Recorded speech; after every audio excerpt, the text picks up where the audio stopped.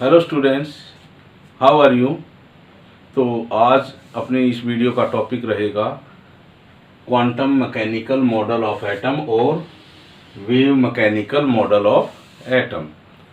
तो ये एक टिपिकल मॉडल ऑफ एटम है। जितने भी एटॉमिक मॉडल जो अब तक हमने पढ़े हैं उनसे ये बिल्कुल डिफरेंट है। तो इसको समझने के लिए हमें क्वांटम मैकेनिक्स का भी पता होना चाहिए। तो क्वांटम मैकेनिक्स एक वो मैकेनिक्स है जिसमें हम केवल माइक्रोस्कोपिक पार्टिकल्स को डील करते हैं, लेकिन जो क्लासिकल मैकेनिक्स है उसमें केवल हम मैक्रोस्कोपिक पार्टिकल्स को डील करते हैं। उनमें हम मैक्रोस्कोपिक पार्टिकल्स के मोशन के बारे में पढ़ते हैं। तो क्वांटम मैकेनिक्स में केवल हम माइक्रोस्कोपिक पार्टिकल्स जैसे atoms, electrons, protons, neutrons, molecules etcetera, इनके बारे में हम स्टडी करते हैं। तो क्वांटम मैकेनिक्स में मेन चीज़ें क्या है, आज हम इस चीज़ के ऊपर डिस्कस करेंगे। और ये जो टॉपिक है ये 11th क्लास के लिए मोस्ट इम्पोर्टेंट टॉपिक है फ्रॉम चैप्टर एटॉमिक स्ट्रक्चर, क्योंकि इसके बाद जो भी हम एटम्स की स्ट्रक्चर या मॉलिक्यूल्स के बारे में जो हम डिस्कस करेंगे वो सभी क्वांटम मैकेनिक्स के ऊपर लगभग बेस्ड होगा। तो आइए देखते हैं किस तरह से quantum mechanical model of atom को एक्सप्लेन किया गया है। तो सबसे पहले हम बात करेंगे क्लासिकल मैकेनिक्स की। तो जो क्लासिकल मैकेनिक्स है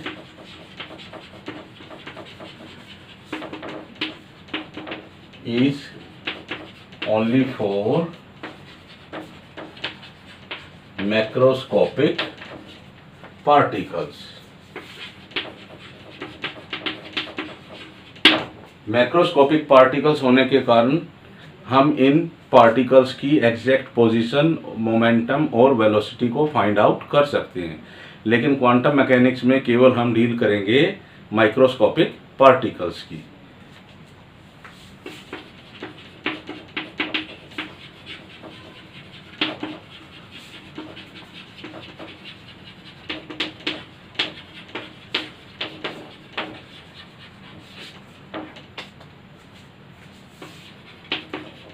तो केवल हम पढ़ेंगे उसमें क्वांटम मैकेनिक्स में माइक्रोस्कोपिक पार्टिकल्स के बारे में।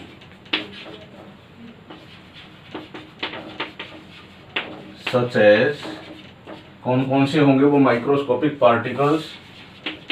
Electrons, protons, neutrons,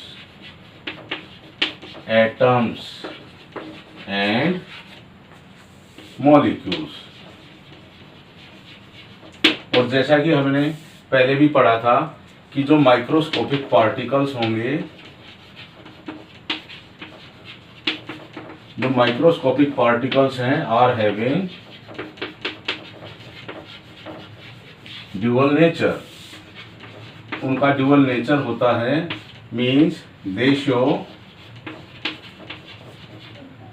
two types of nature. दो तरह का नेचर वो शो करते हैं। कौन कौन से होंगे? Wave nature and particle nature. और इन दोनों चीजों को हमने पढ़ा है de Broglie concept for dual nature of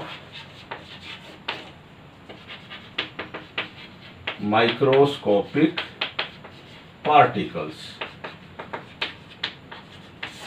तो इन दोनों कॉन्सेप्ट्स को हमने पढ़ा है डी ब्रोगली कॉन्सेप्ट, जिसमें हम उन माइक्रोस्कोपिक पार्टिकल्स के ड्यूअल नेचर के बारे में बात करते हैं कि जो माइक्रोस्कोपिक पार्टिकल्स होंगे उनका ड्यूअल नेचर होता है, they show wave nature as well as particle nature. और इसी बेस पर हमने एक डी ब्रोगली इक्वेशन डिराइव की थी, lambda is equal to H by M we.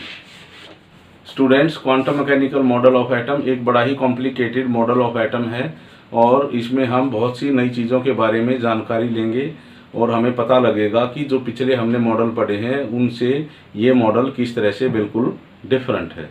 तो quantum mechanical model of atom is based on de Broglie concept, Heisenberg uncertainty principle and एक नई चीज़ आएगी यहाँ पर, श्रोडिंगर वेव इक्वेशन। तो यहाँ पर श्रोडिंगर वेव इक्वेशन को भी हम इंक्लूड करते हैं, तो उसके बारे में देखेंगे वो क्या इक्वेशन है, किस तरह से वो मॉडल ऑफ एटम को डिफाइन करने में हेल्प करती है। So whole quantum mechanical model of atom is based on three basic concepts। कौन कौन से वो कंसेप्ट रहेंगे? First is D Broglie concept for dual nature of microscopic particles। Next is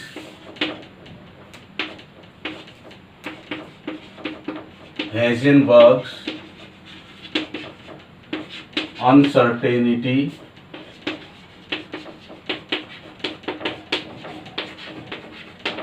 principle। और हमें पता है कि Heisenberg uncertainty principle is applicable only for microscopic particle. और last is Schrodinger wave equation. तो जो ये श्रोडिंगर वेव इक्वेशन है, this equation was given by a scientist Erwin Schrodinger in 1926। और ये इक्वेशन बताएगी हमें जो इलेक्ट्रॉन होगा एटम में उसका 3 डायमेंशनल जो मोशन होगा उसको रिप्रेजेंट करने के लिए एक इक्वेशन दी गई एर्विन श्रोडिंगर के द्वारा। और जो उन्होंने इक्वेशन दी है वो इक्वेशन रिप्रेजेंट करेगी इलेक्ट्रॉन के 3 डायमेंशनल मोशन उस एटम में। तो अब तक हमने पढ़ा था कि बोहर्स मॉडल ऑफ एटम में हमने क्या देखा था, an electron revolves around the nucleus in circular orbit. तो जो इलेक्ट्रॉन है वो किसी सर्कुलर ऑर्बिट में रिवॉल्व करता रहता है around the nucleus, and this is 2 dimensional motion of electron. तो ये जो बोहर्स मॉडल ऑफ एटम है वो रिप्रेजेंट करता है इलेक्ट्रॉन की 2 डायमेंशनल मोशन के बारे में। लेकिन जो यहाँ पर श्रोडिंगर वेव इक्वेशन है, this equation gives the 3 dimensional motion of electron in an atom. तो इलेक्ट्रॉन का जो मोशन होगा किसी एटम में वो 2 डायमेंशनल ना होकर वो 3 डायमेंशनल होगा।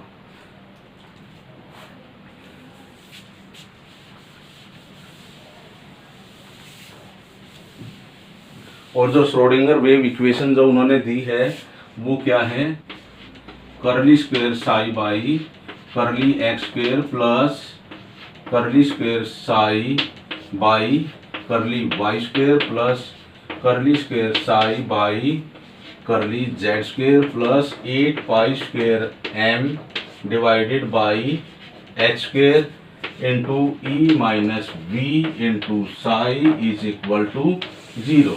तो ये एक श्रोडिंगर वेव इक्वेशन है, ये एक मैथमेटिकल इक्वेशन है for 3 dimensional motion of electron in an atom. तो इलेक्ट्रॉन का जो मोशन होगा वो 3 डायमेंशनल होगा, वो एक्स एक्सिस के अलोंग भी होगा, वो वाई एक्सिस के अलोंग भी होगा और वो जेड एक्सिस के अलोंग होगा। तो जो इलेक्ट्रॉन का जो मोशन है वो तीनों डायरेक्शन में होगा, एक्स डायरेक्शन में भी, वाई डायरेक्शन में भी, जेड डायरेक्शन में भी। और इसमें कुछ टर्म्स हैं जिनका कोई अपना एक मीनिंग है, जैसे एम है, ई है, वी है, साई है और एच है। तो जो ये टर्म दी गई है इनका मीनिंग क्या है जो इस इक्वेशन में जिनको यूज किया गया है। सबसे पहले क्या है, साई, PSI, इसको हम बोलते हैं साई। और साई क्या है, Sai gives amplitude of wave produced by motion of electron around the nucleus, and m is mass of electron, h is Planck's constant, E is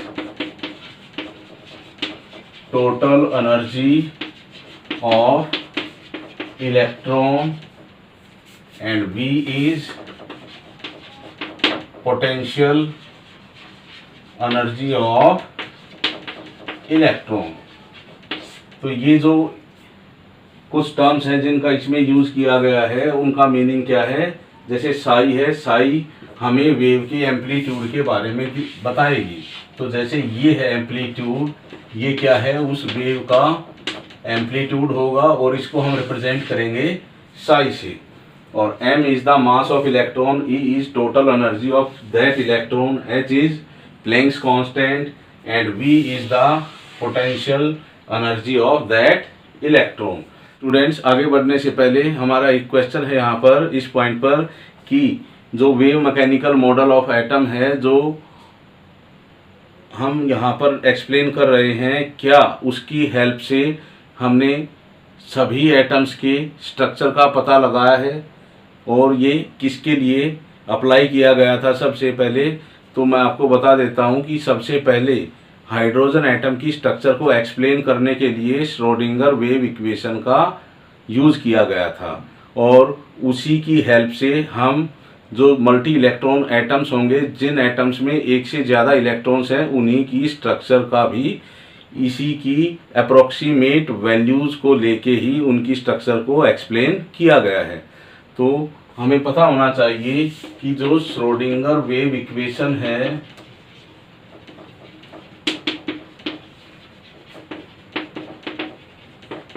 is used only for explaining the structure of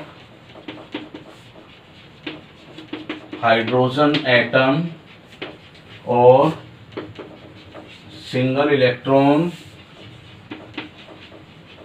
species such as, कौन कौन से हैं वो single electron species, ऐसे species जिनमें केवल एक ही इलेक्ट्रॉन प्रेजेंट है, उनको हम क्या बोलते हैं, सिंगल इलेक्ट्रॉन स्पीसीज। और वो कौन से हैं, हीलियम 1+ आयन और लिथियम 2+ आयन। तो इनमें दोनों में क्या है, एक एक इलेक्ट्रॉन ही प्रेजेंट है और हाइड्रोजन एटम है उसमें भी केवल 1 इलेक्ट्रॉन ही प्रेजेंट होता है। But this equation is, but it is not applicable for multi-electron atoms। तो उनकी स्ट्रक्चर को हमने कैसे पता लगाया कि जो उनके अप्रोक्सीमेट रिजल्ट्स हमें मिले हैं, जो अप्रोक्सीमेट रिजल्ट्स हैं उन्हीं का यूज किया गया है टू एक्सप्लेन देयर स्ट्रक्चर्स। तो श्रोडिंगर वेव इक्वेशन है वो मल्टी इलेक्ट्रॉन एटम्स के लिए जो अप्लाई किया गया है वो केवल उनके अप्रोक्सीमेट रिजल्ट्स का ही यूज करके उनके स्ट्रक्चर को एक्सप्लेन किया गया है। तो सबसे पहली बात कि श्रोडिंगर जो वेव इक्वेशन है that is applicable only for hydrogen atom, and when it is applicable for hydrogen atom then it gives best result for explaining their structure। Students, हमारा नेक्स्ट पॉइंट है कि किस तरह से श्रोडिंगर वेव इक्वेशन की help से hydrogen atom की structure को एक्सप्लेन किया गया है। तो जैसा कि हमने देखा था, श्रोडिंगर वेव इक्वेशन किसी इलेक्ट्रॉन के 3 डायमेंशनल मोशन को रिप्रेजेंट करती है। तो जब हम हाइड्रोजन एटम लेंगे और हाइड्रोजन एटम में क्या है, एक इलेक्ट्रॉन प्रेजेंट है, और उसी सिंगल इलेक्ट्रॉन के लिए जब हम श्रोडिंगर वेव इक्वेशन को सॉल्व करेंगे, सॉल्व करने के बाद हमें बहुत सारी साइज की वैल्यू मिलेंगी, साई की हमें बहुत सारी वैल्यू मिलेंगी, और उन्हीं बहुत सारी साई की वैल्यूज में से कुछ वैल्यूज साई की ऐसी होंगी जो क्वांटाइज्ड होंगी या फिक्स्ड होंगी, और वही quantized values of Sai gives the energy levels for that electron in that atom. तो कैसे होगा, तो जब हमने when Schrodinger wave equation is solved for hydrogen atom, और हाइड्रोजन एटम में क्या है, that hydrogen atom is containing 1 electron. तो जब हमने उस इक्वेशन को उस सिंगल इलेक्ट्रॉन के लिए सॉल्व किया तो क्या होगा, we got various values of psi. तो हमें वहां पर क्या मिलेंगी, बहुत सारी साई की वैल्यू मिलेंगी उस सिंगल इलेक्ट्रॉन के लिए। तो हमने उन सभी साइज की वैल्यू में से उन साई की वैल्यू को चूज करना है जिनकी वैल्यू क्वांटाइज होगी। So we take only those values of psi, केवल हमें साई की उन्हीं वैल्यू को लेना पड़ेगा जो क्या है, विच आर क्वांटाइज्ड, और क्वांटाइज का हमें पता ही है, क्वांटाइज मीन्स फिक्स्ड, और यही quantize values of Sai, these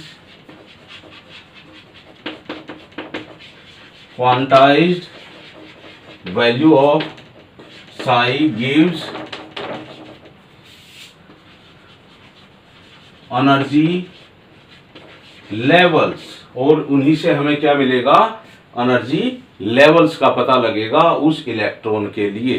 तो बहुत सारी जो साई की वैल्यू मिलेंगी उनमें से केवल हमें उन्हीं साई की वैल्यू को चूज करना पड़ेगा जो क्वांटाइज होंगी या फिक्स्ड होंगी, और जो क्वांटाइज वैल्यू हमें साई की मिली है वही हमें उस इलेक्ट्रॉन के लिए एनर्जी लेवल्स के बारे में बताएंगी।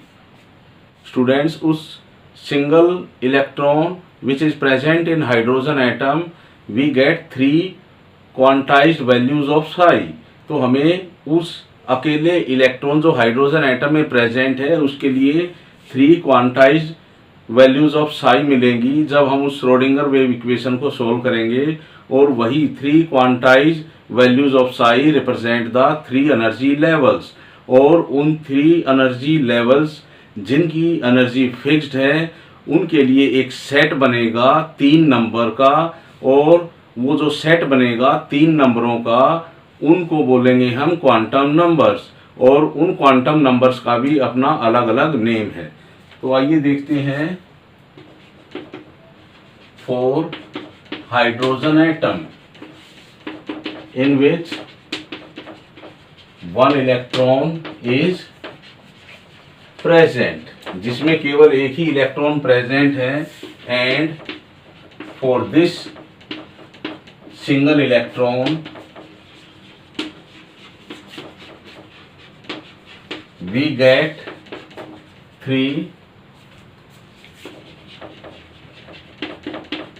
क्वांटाइज्ड वैल्यूज ऑफ साई, और जो ये 3 क्वांटाइज्ड वैल्यू ऑफ साई हैं, जो 3 क्वांटाइज्ड वैल्यूज ऑफ साई हैं, यही रिप्रेजेंट करती हैं 3 एनर्जी लेवल्स को। 3 एनर्जी लेवल्स को ये 3 quantized value of Sai represent करेंगी। इसका मतलब जो ये एनर्जी लेवल्स हैं they are also quantized.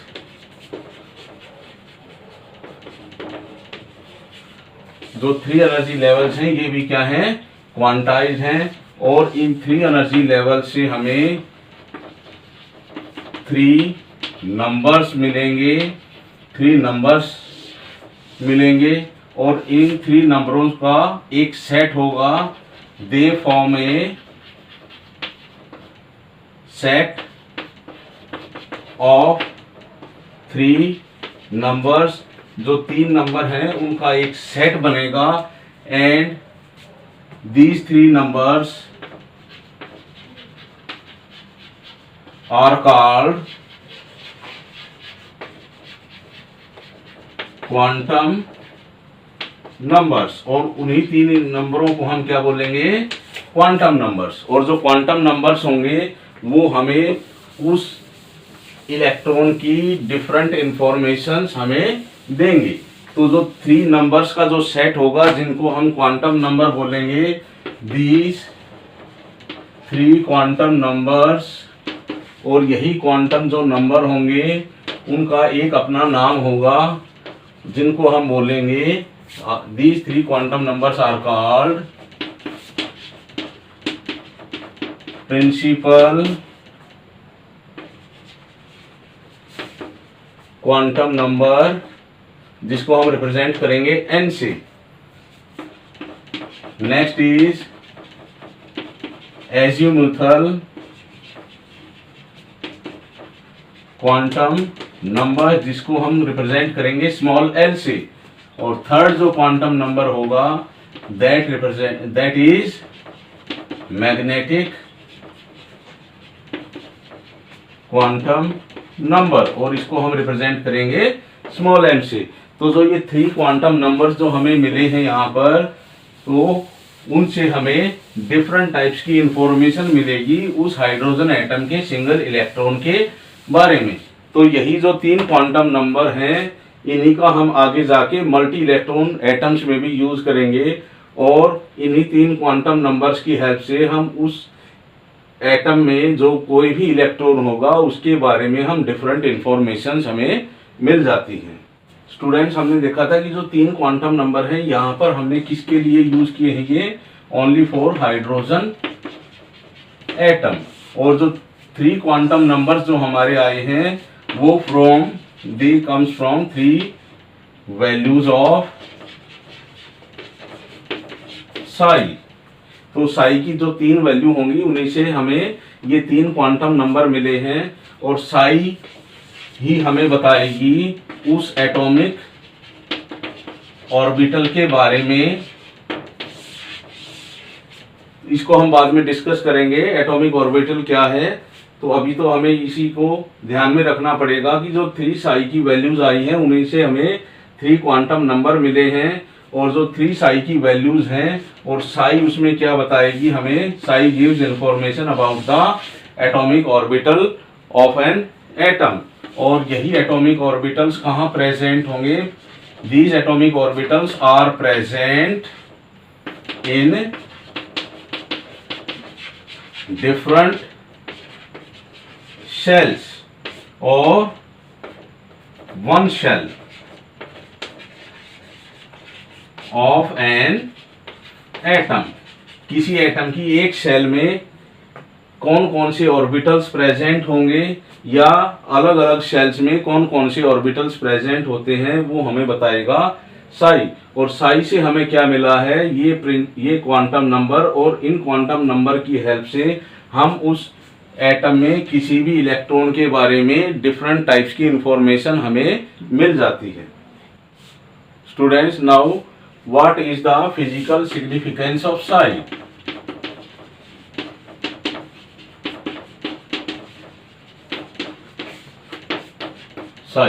Sai का क्या फिजिकल सिग्निफिकेंस होगा, मतलब साई हमें किस किस तरह की इंफॉर्मेशन प्रोवाइड करती है।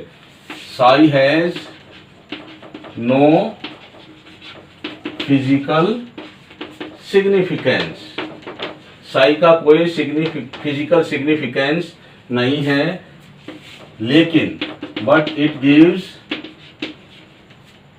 About amplitude. लेकिन ये हमें किसके बारे में बताएगी, एम्पलीट्यूड किसका, उस वेव का which is produced by motion of electron.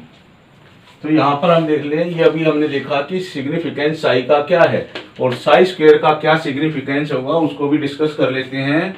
But Sai square has great physical significance. तो इसका बहुत ज्यादा फिजिकल सिग्निफिकेंस है। ग्रेट सिग्निफिकेंस क्यों है? Because Sai gives the probability, psi square gives the, but psi square has great physical significance because psi square gives the probability of finding an electron at a particular point। किसी particular point पर उस electron के मिलने की कितनी संभावना होगी, ये हमें बताएगा साई स्क्वायर। और साई स्क्वायर हमें कहां से मिलेगा? साई से, जो एम्पलीट्यूड के बारे में बताएगा। और जब इसका स्क्वायर कर देते हैं तो उस स्क्वायर करने के बाद हमें उस इलेक्ट्रॉन की प्रोबेबिलिटी के बारे में पता चलेगी कि किसी पॉइंट पर उस इलेक्ट्रॉन की मिलने की क्या प्रोबेबिलिटी है। और साई स्क्वायर से ही फिर आया है एटॉमिक ऑर्बिटल। इसको हम बाद में डिस्कस करेंगे। मैंने पहले भी बताया था कि साई स्क्वायर से ही फिर आएगा एटॉमिक ऑर्बिटल।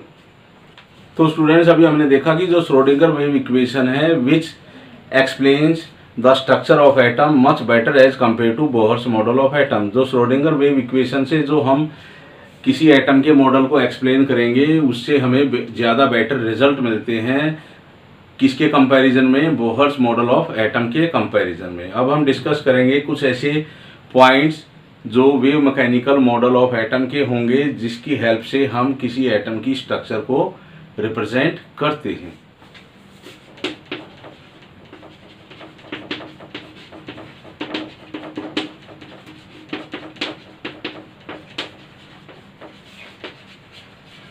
कौन से वो मेन पॉइंट्स हैं? सबसे पहला पॉइंट क्या होगा? In an atom the electron moves around the nucleus in the form of wave. तो जो कोई भी इलेक्ट्रॉन होगा, जब वो न्यूक्लियस के अराउंड मूव करेगा, वो वेव की फॉर्म में मूव करेगा। Next is the electron does not have